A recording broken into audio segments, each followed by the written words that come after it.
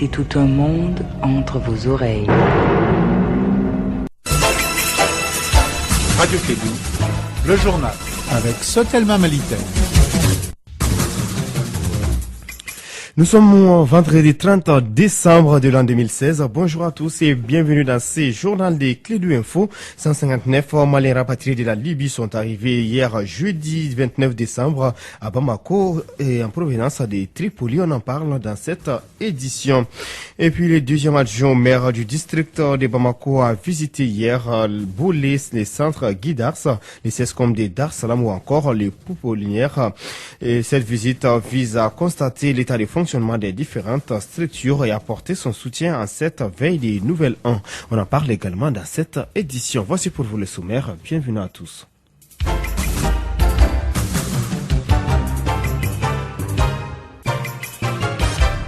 Une fois de plus, bonjour et bienvenue sur Kédou Info au microphone, Aruna Tidjaniba. Je vous disais un titre, 159 Maliens sont rapatriés de la Libye. Ils sont arrivés ce jeudi 29 décembre 2016 dans la cité des Trois Caïmans en provenance de Tripoli, la capitale libyenne. Parmi les 159 Maliens, il y a 32 femmes, 3 enfants non accompagnés, 3 malades. Ils ont été accueillis par les autorités maliennes à l'aéroport international Modibo Keïta Sénou. C'est au niveau du centre d'accueil des rapatriés de la protection civile qu'ils ont été identifiés. Kassim Traoré. C'est après 6 heures de vol que ces 159 Maliens sont arrivés à Bamako. Ils sont tous des rapatriés volontaires. Parmi eux, 3 malades, dont un atteint par balle. Je me nomme Suleiman Mohamed. Je suis de Bourem. Je suis allé en Libye travailler pendant plus de 2 ans et un soir des gens m'ont arrêté et m'ont fouillé, ils n'ont pas eu d'argent et ils m'ont fait sortir de leur véhicule, ils m'ont tiré une balle l'épaule. La balle est restée. J'avais voulu faire une opération mais j'ai pas pu et c'est pourquoi je suis revenu au Mali. 45 des 159 étaient en prison. Ils se réjouissent d'être revenus au bercail sains et saufs car ils étaient tous maltraités par la police libyenne. Moi c'est M. Kassambaka Omar, je suis un Malien. Je suis parti en Libye, précisément à Tripoli pour me défendre parce qu'il n'y a pas assez de moyens au pays. Mon objectif c'était de traverser la mer pour rentrer en Italie. Voilà, au pays des Blancs. Mais malheureusement, ça n'a pas été le cas. Je suis arrivé dans un pays maghrébin où vraiment tout j'ai vécu seulement que la prison dans ma carrière. Donc, il y a une raison pour laquelle j'ai décidé de rentrer au pays. Voilà. Les 32 femmes et les 3 enfants non accompagnés ont bénéficié d'un traitement spécial. Certains rapatriés ne sont pas prêts à oublier le calvaire libyen. Tu peux appeler tes parents, ils sortent, ils vont t'attraper, tu ne peux pas travailler. C'est seulement dit, nous on est arrivé ici aujourd'hui, c'est seulement dit ça. C'est un grand plaisir pour nous. Aventure encore, non mais fin là-dessus, et pas. Au centre d'accueil des rapatriés, situé dans la cour de la protection civile à Sogoninko, le dispositif d'accueil était fonctionnel. C'est le commandant Bagardao, directeur régional de la protection civile du district de Bamako. On va les vacciner tous et ensuite les 3 qui sont malades seront pris en charge pour leur traitement et ensuite on est en train de les répertorier, de les recenser pour voir s'ils doivent rester et dans les régions. Ce retour volontaire des 159 Maliens de la Libye a été possible grâce au gouvernement du Mali avec le soutien de l'Organisation internationale de la migration. Merci Kassim Traoré. Examiner le budget 2017 et adopter les rapports financiers 2016. C'était l'objectif de la 4e assemblée ordinaire de l'Assemblée consulaire de la Chambre des mines du Mali. Si aucun chiffre n'a été donné sur le projet de budget 2017, les présidents de la Chambre des mines du Mali pensent que les actions de cette année seront basées sur l'union et la cohésion entre tous les acteurs du secteur minier au Mali. Abdoulaye Pona est au micro d'André Traoré. Pour l'année 2017, il y a beaucoup de défis à relever, mais les plus importants d'abord, c'est le défi de l'union et la cohésion de l'ensemble des acteurs du secteur minier.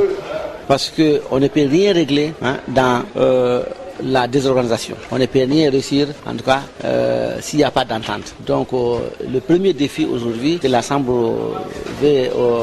auquel l'Assemblée veut s'attaquer, c'est de faire en sorte que l'ensemble des acteurs du secteur minier rentrent par la même porte, évidemment, et la même convergence de vues et d'idées. Voilà, c'est le plus grand défi. À partir de ce défi, je crois que nous pourrons réussir beaucoup de choses. Donc, un second défi, c'est évidemment, c'est de faire en sorte que les nationaux soient de plus en plus mieux impliqués dans l'activité minière pour le bonheur, évidemment, du peuple malien d'abord, et ensuite pour que l'État malien puisse tirer profit des richesses de son sous-sol. Et là également, c'est un défi qui s'impose à la Chambre. Et je crois que nous n'allons pas aller avec les dos de la cuillère pour l'atteindre. À l'instant, Abdoulaye Pouna, le président de la Chambre des mines du Mali, des propos recueillis par André Traoré. Je vous l'annoncer en titre, Boulé, Centre Guidars, Sescom de Dar Salam ou encore Pouponnière. Ce sont quelques endroits visités ce jeudi par une délégation de la mairie du district de Bamako avec à sa tête le deuxième adjoint au maire. L'objectif pour l'hôtel des villes de Bamako était de constater l'état de fonctionnement des différentes structures et apporter son soutien en cette veille du Nouvel An. C'est un reportage signé Moussa Papa Aïdara.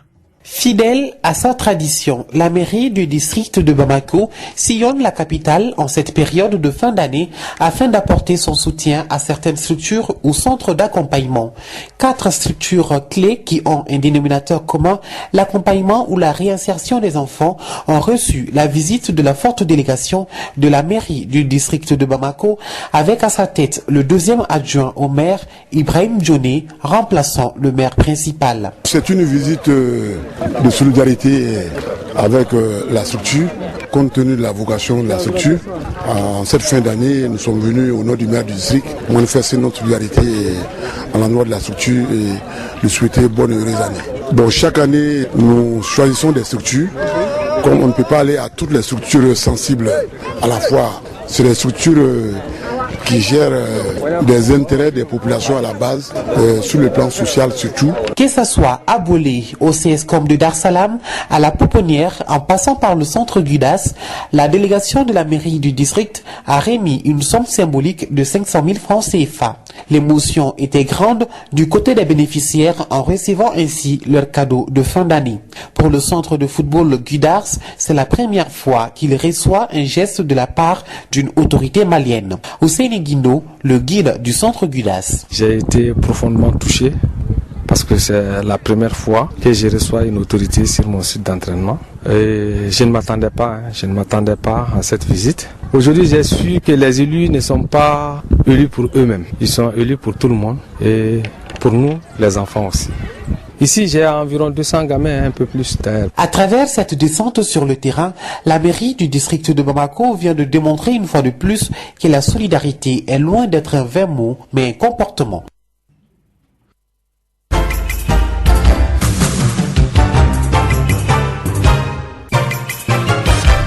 1200 jeunes filles seront sensibilisées et formées en 5 ans par l'Association pour la pratique du droit en Afrique, l'ex-Sud. C'est à travers un programme de sensibilisation des filles domestiques déscolarisées et analphabètes au Mali intitulé « Connaître ses droits et devoirs » qui a été lancé hier à Bamako.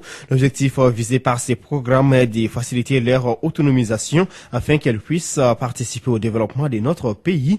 Dr Béranger Meuk, président de l'Association pour la pratique du droit en Afrique, est au micro de Fanta Diakité.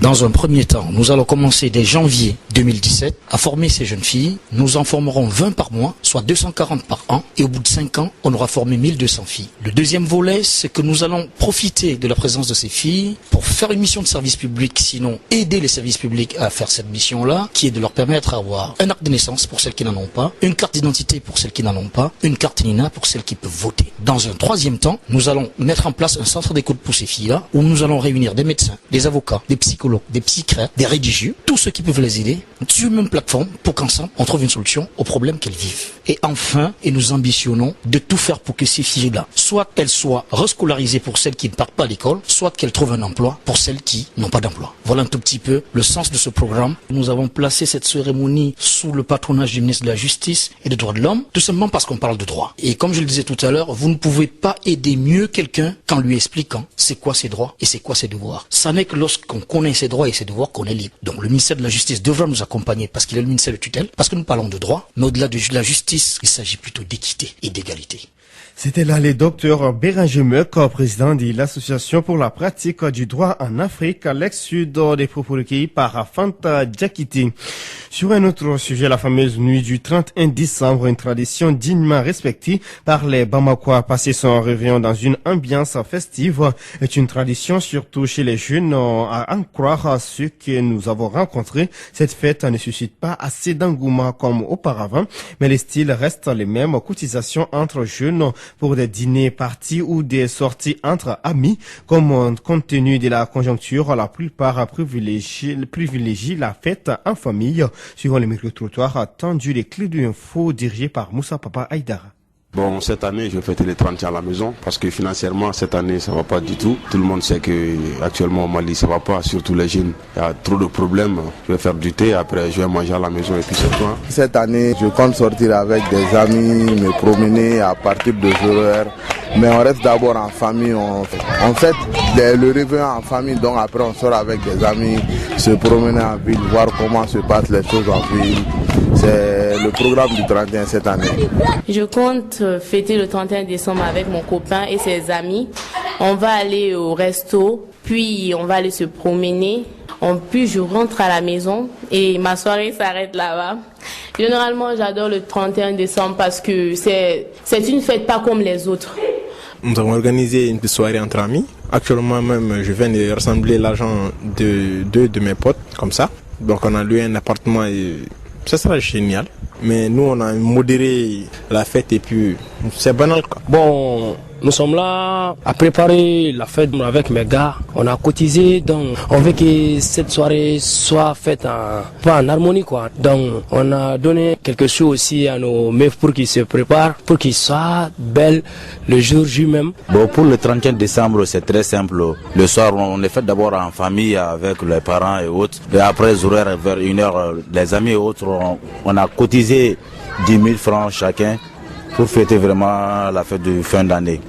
Et comment vous voyez la fête cette année? Est-ce qu'il y a beaucoup d'engouement? Bon, par rapport aux autres années, je trouve qu'il n'y a pas beaucoup d'engouement à la fête. Parce que même jusque-là, il y a des gens parmi nous qui n'ont pas encore payé leur cotisation parce qu'on n'a pas ça en tête pour le moment. Alors que les autres fêtes ont préparé ça bien avant. Depuis le 1er décembre, on parlait du 31, mais cette année, il n'y a pas beaucoup d'engouement, vraiment, il faut le dire. Actuellement, je suis chez la coiffeuse. Je pense fêter le 31 décembre avec ma famille. Nous allons beaucoup préparer, inviter des amis. Actuellement, chacun veut sortir avec une fille. Je pensais que sortir avec les filles, c'était donner au Saint-Valentin. Donc je me demande entre le 31 et le Saint-Valentin, quelle est la différence actuellement, quoi. Voilà à l'instant les micro-trottoirs réalisés par Moussa Papa Aïdara. Faire le bilan des activités de l'année 2016 et les perspectives de l'année 2017. Tel est l'objectif de l'Assemblée générale ordinaire de l'Association malienne pour la promotion du Sinankouya. Les travaux se sont déroulés hier jeudi à la Maison des Jeunes de Bamako en présence des membres d'honneur, des membres actifs et le bureau exécutif national de l'association. Les détails avec le président de l'AMPS, Sekou Sirimandiara, au micro d'André Traoré. Le but de cette assemblée générale que l'association Sinangouya est en train d'organiser, c'est d'abord de tirer le bilan de l'année écoulée. Il s'agit bien de l'année 2016, les activités que l'association malienne pour la promotion du Sinangouya a eu à mener. Et également les perspectives de l'année 2017. Déjà, le plan d'action est élaboré et en 2017, il y aura beaucoup d'activités au compte de l'association malienne pour la promotion du Sinangouya. Quelles sont ces activités-là? Les activités prévues en 2017 par l'association Sinangouya. La plus grande activité, c'est la deuxième édition du Festival international du Sinangouya. Donc, la deuxième édition de ce festival va se tenir, Inch'Allah, à Douala, plus précisément en fin mars 2017. Et ensuite, il y a d'autres activités telles que la mise en place des antennes dans les différentes communes du Mali, des cercles. Voilà, cela va continuer. Et également, nous allons intervenir dans des conflits. Nous allons continuer à faire des médiations. Chaque fois qu'on nous interpelle par rapport aux différents conflits, nous allons intervenir pour un apaisement, car au Sinangouya, c'est un amortisseur social. À l'instant, Sekou Sirimandiara de l'association, du président de l'association malienne pour la promotion du Sinankouya. Nous connaissons parlons sport sans transition. Nous connaissons les joueurs qui défendront les couleurs du Mali pour la CAN Gabon 2017. Le sélectionneur national Alain Giresse a dévoilé ce matin une liste de 26 joueurs. Si les buteurs de la Gantoise, Khalifa Koulibaly, Adama Traoré du tout-puissant Mazembe figurent sur la liste. Mouri Mbaïga, Tonga Ahmed, Doumbia, Adama Diarra Traoré de Midlesbou ou encore Abdoulaye Diaby seront les grands absents à la phase finale de cette CAN Gabon 2017. Je propose d'écouter Alain Giresse, le sélectionneur national, au micro de Souley Koulibaly. Bon, le nombre 26, c'est pour avoir trois joueurs supplémentaires qui nous permettent éventuellement de faire face à des indisponibilités sur blessure. En 2012, nous avions eu aussi des blessés, donc il y avait heureusement que nous avions voilà. Ensuite, c'est de s'appuyer sur une base d'équipe qui a été plus ou moins utilisée pendant les qualifications, pas tout le temps puisqu'on a eu des blessés, et puis d'amener un petit peu de jeunesse pour faire un mixage et bien sûr ensuite équilibrer les postes, c'est-à-dire que d'avoir une répartition à chaque poste qui permette de faire face à des disponibilités dans ces secteurs de jeu ou éventuellement des changements de stratégie et de système de jeu, donc en pouvant justement utiliser des joueurs qui peuvent remplir les fonctions de certains postes. Celui qui est véritablement blessé et arrêté, c'est Abdoulaye Diaby, un joueur qui était en reprise mais qui relevait d'une longue blessure, c'était Tongo Doumbia. Après, je vous l'ai dit, ce sont des choix sportifs qui ont été les derniers critères par rapport. Voilà à l'instant les sélectionneurs des Aigles du Mali Alain Giresse, des propos recueillis par Souley Koulibaly. Notons que cette phase finale est prévue au Gabon du 14 janvier au 5 février 2017. Les Aigles du Mali sont logés dans le groupe D en compagnie du Ghana, de l'Égypte et de l'Ouganda. Retrouvez la liste complète juste après cette édition dans notre magazine des sports en langue nationale Bamana. C'est tout pour cette édition, la deuxième des clés de info. Merci à vous de l'avoir suivi. Présentation Arunaba, à la technique Fatou Fall. Bonne fin d'année à l'écoute des radios Clédou. Radio Clédou, le journal avec Sotelma Malitel.